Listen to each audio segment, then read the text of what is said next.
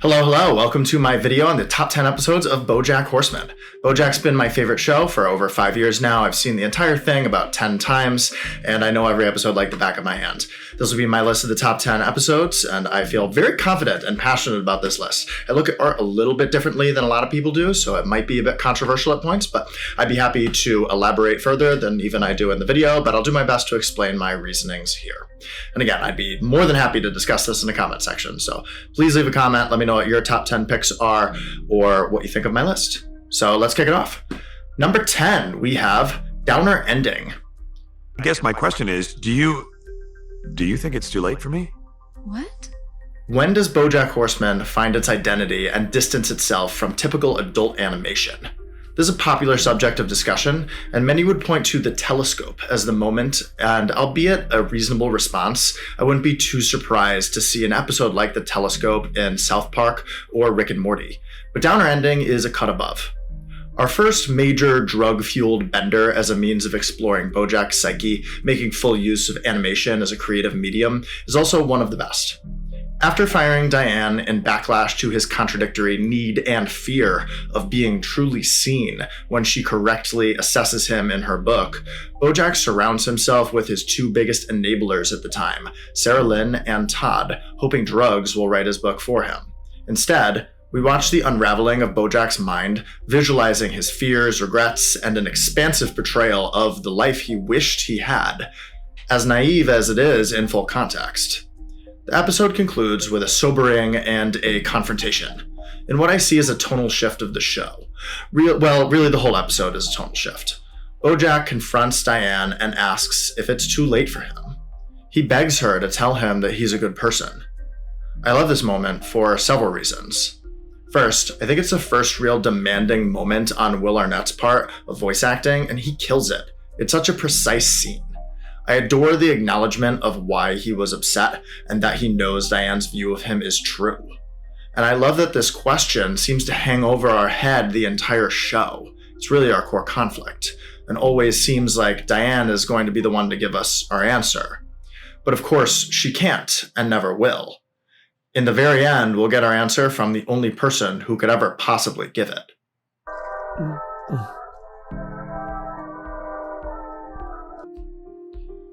Number 9.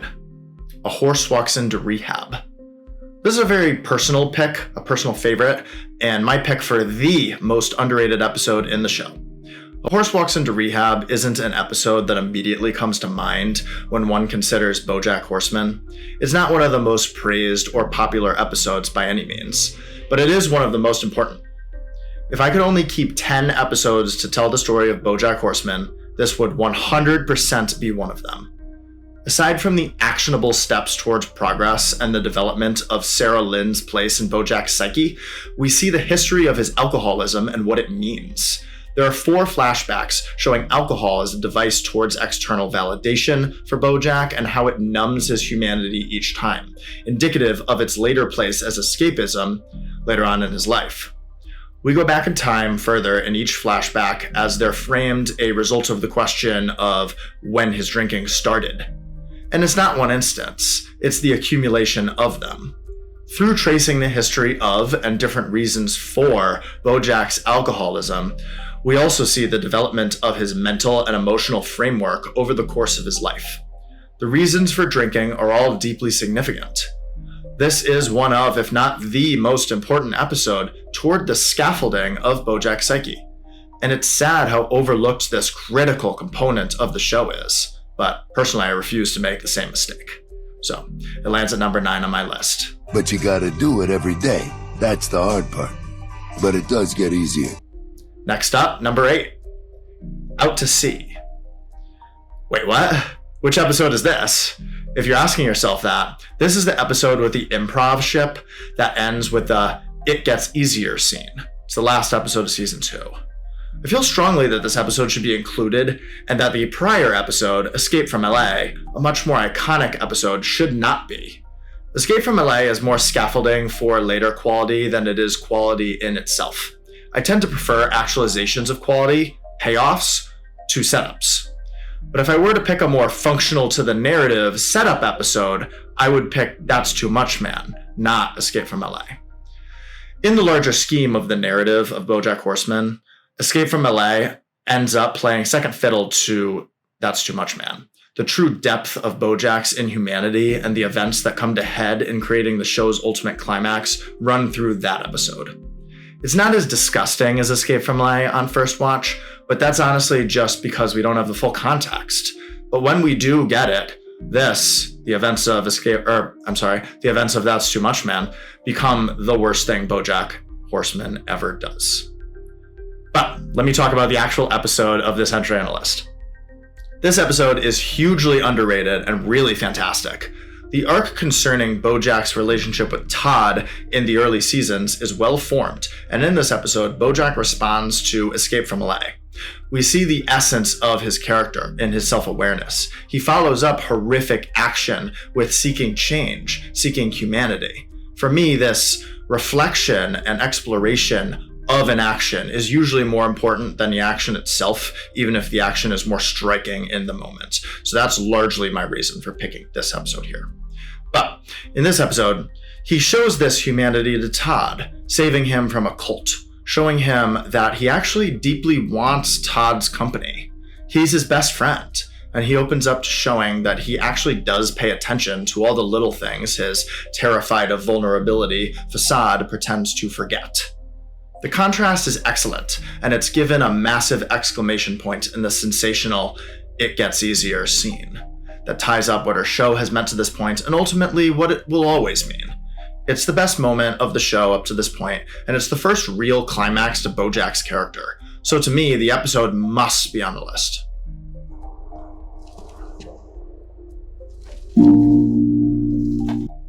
Number 7, the showstopper. I'm pretty equally okay with choosing this episode or the two surrounding it, as they collectively represent the same thing and are equally important in my eyes. I'm mostly picking Showstopper as it's the most creative and explosive, but also as to not rustle too many feathers. It is the sort of consensus pick for the end of this season. The prior episode contains the absolutely vital fight with Diane, and the next episode is the meditation on Showstopper's actions towards a tangible step forward. The Showstopper itself is the climax of BoJack's mental deterioration as we watch the season's key idea of drugs as a means of numbing the self from the need for meaning in life come to its apex. The paranoia of the past and mistrust of the people around him are analogous to the reality of the situation as the guilt of Penny and Sarah Lynn creep further into his mind, and his inability to talk to Diane to open up builds as a key point of the season. The failure to take a step forward, most notably stated in his fight with Diane, where he emphatically proclaims, "I'm not gonna change. I don't need your help for changing," leads to more of the destructive cycle. He can't handle the legitimacy of a relationship with Gina because of the same issues with trust and his past, and in delusion, he chokes her nearly to death. The episode ends in an ode to BoJack's fragmented psyche and perception of self as he lives through the characters he plays and escapes that they represent. "Don't Stop Dancin'," emblematic of a speech that he gives Sarah Lynn, echoes in his ears before he walks up the stairs to confront the most horrifying thing he can, an inflated image of the specter of himself. Not kidding. The pills. Now! I told you, I'm on a system now. I'm not doing drugs. I'm not like you. Number 6, the face of depression. This is a very me pick. I could totally understand disagreeing with this, but I think it's a necessary pick. The face of depression shows us BoJack's efforts of application of what he's learned in Rehab, a controlled environment different from the real world, devoid of temptation and external conflict, as the show points out several times. It really makes a point to show that this is a critical part in his path forward. We're immediately met with the phantoms of BoJack's past in the beginning of the episode, this antagonist that will take form over the rest of the show, as he watches shadows of his former evils take shape in front of him and begins to run away. The episode follows him, seeking out all our main characters and engaging with them more genuinely than he ever really has. From the genuine interest in Diane's life truthful, considered listening, and cleaning her apartment, which was a clear symbol of her mental state, he also helped clean. This is maybe the high point of their relationship. But the other interactions will follow suit. The episode is about healing. It's a vital component of BoJack's arc and a fascinating episode. BoJack ends this episode in a place a lesser show would finish, a straightforward path to being better. But BoJack as a show knows there's more to contend with. The path to redemption is never so straightforward, and the past has its consequences. It always does. I love the ending. After confronting his age and being more truthful to himself, showing the care we always know that he's had for his friends, and figuring out a new rewarding path forward in becoming a professor, he goes to the horse church to confront his internalized self-hatred of horses. And it's beautiful.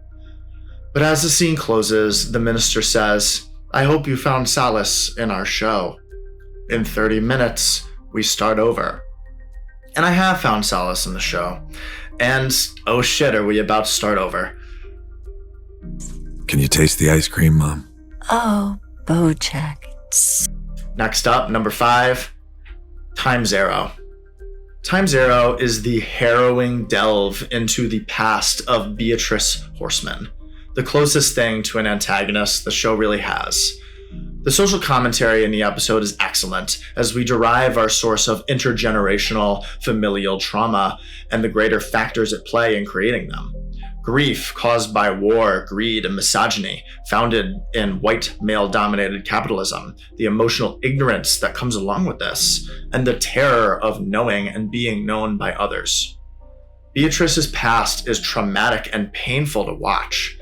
We slowly come to understand her awfulness that we've been subjected to throughout the course of the show so far. But the real key to the episode is the end.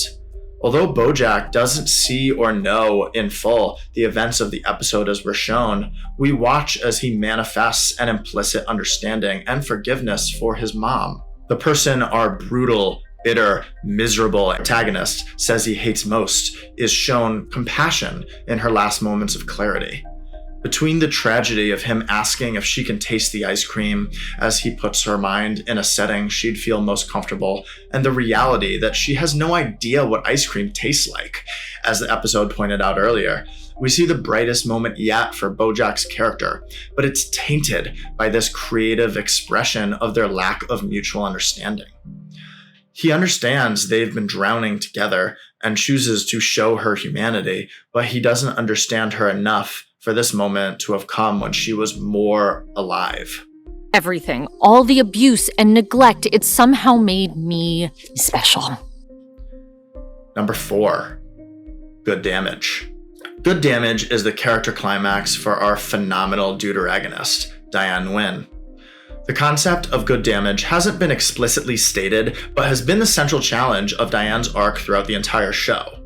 Do depression and trauma have to have some greater meaning? Does our suffering have to have been for something? In answering yes, throughout the show's run, Diane perpetuates her own cycle of misery. It's in this episode that she fully wrestles with the concept and rejects her flawed viewpoint. This is expressed in probably the second best visual episode by co-opting the style of stupid piece of shit, but to much more significant ends and much more creative detail.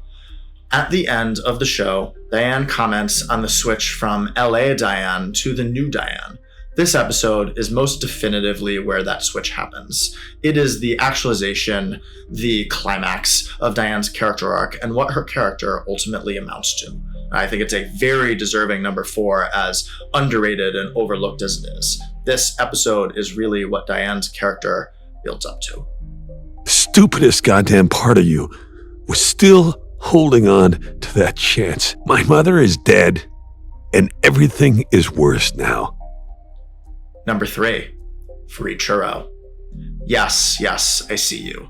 Your mother's having another one of her episodes. Begins Free Churro. In 2 lines, we've defined exactly what the episode will be. A core conflict of I see you, what it means to be seen by others, and a double meaning of episode that will immediately grip a viewer who just had their heart torn by the last Beatrice Horseman episode.